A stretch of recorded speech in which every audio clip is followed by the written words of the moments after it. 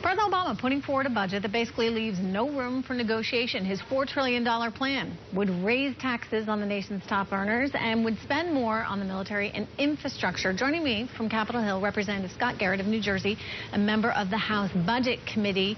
Representative Garrett, good to have you here. Good to be with you. So, do you think Republicans will entertain any of this? Well, we'll certainly entertain it. We'll sit down and look over the document and consider it. But, you know, the president wasn't very entertaining when he gave his State of the Union address about a week ago, when he basically said 3 or 4 or 5 times he would veto so many things that would, ideas that the American public was calling for, that if they landed on his desk. Same thing here with this budget. The American public is not asking for increase in taxes. They are not asking for significant increases in spending. And they're certainly not asking for a lot of this budget, which basically puts a damper, if you will, on an economy. Your lead into the story already indicated is in the doldrums right now. Yeah, no, we've just seen anemic growth, which is rare because given what we've all been through here, you would expect to see a better showing. We also know that the middle class has continued to struggle. Wages are barely keeping pace with inflation, and yet part of the president's proposal would include raising capital gains taxes, which it seems to me, Congressman, would cause people to put less money into the system because they'd have to make that much more in order to be rewarded for that risk. So let's understand what the president's theory is on economics then, that if we tax something, what he's going to tax? He's going to tax savings, he's going to tax investments. And of course we all know from Economics 101, if you tax something, you get less of it. So we'll end up under his proposal with less savings and with less investments. That's bad for the economy. That's bad for, as you put it, the anemic growth we're in. We need just the opposite. We need greater savings in the country. We need greater private sector investment, as opposed to what the president wants to do here is, as I tax the private sector over here, but increase once again spending on the federal side in a budget which, as with all his other budgets, never get us to a fiscally sound, sustainable level, never balance as far as the proverbial eye can say. Never balances. Well, you know, again, a bigger deficit, $474 billion. Let me talk to you about this infrastructure plan that he has, because, you know, everybody has made the point, and I think both sides agree, that we need to do something to bring the $2 trillion that companies have sitting offshore back to this country. But it seems to me, whether it's 14% or 19%, those rates are still pretty high. I don't know as you're going to incentivize that many companies to come back. What's your take on this? Do these need to come lower? Yeah, well, I think a couple of things have to be concerned about. One is the overall tax rate, because you hit the nail on the head right there, that they're too high, that companies are going to say they'll continue doing what they do now and just keep those funds, keep that capital overseas and not return it to the United States where we need it. And secondly, you have to look at the structure that the president wants to set up here. And it's the old saying, be careful what you wish for. If you bring it back in a general manner of a very, very, very low tax rate into general revenue, that may be a good thing.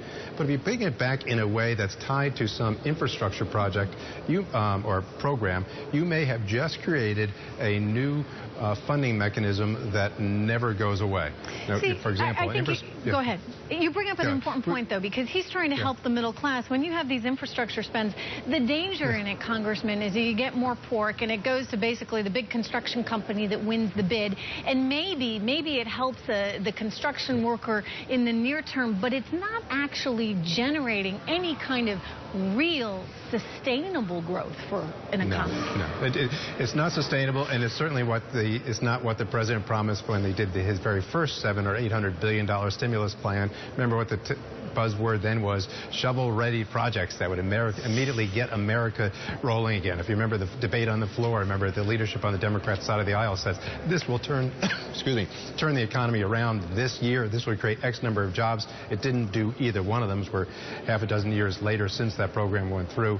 So you will create a whole new entitlement program as far as the spending into that area over there. And secondly, it will not, just as you say, create that uplift in the economy generally across the board for middle-class America. So problematical on 1, 2, 3 areas, I guess, actually. So what would you like to see? I mean, so this is, you know, you said Republicans are going to entertain it. I mean, it's a little bit tough when he's talking about tax increases and an infrastructure spend that is not necessarily going to help all Americans.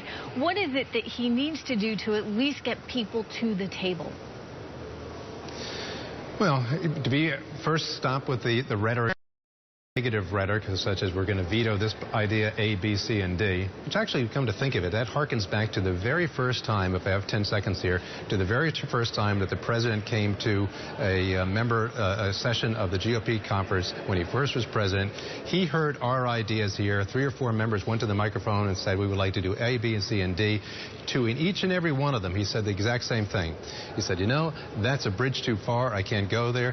We'll have to agree to disagree on this point. On that one, I think you and I are just on different pages here. And on the fourth one, I forget what he said. But on every one of our proposals, he's basically said, I'm going to reject what you have to say, and I'm going to go forward with what I want to do. And I think that's what you heard in the State of the Union address, and I think that's what you heard here in his budget as well.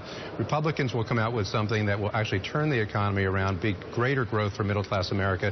Hopefully the president will be amenable to taking a look at that seriously. Well, I guess what's too bad in all of this, Representative Garrett, is that he has an opportunity, or had an opportunity in these final days, to try and bring everybody to the middle. We've seen presidents do this in the past. President Clinton, one example, but sure. In fact, that's not happening. You're getting more of that partisan politics, maybe perhaps laying the groundwork for 2016 with the Democrats. But anyway, disappointing in that sense.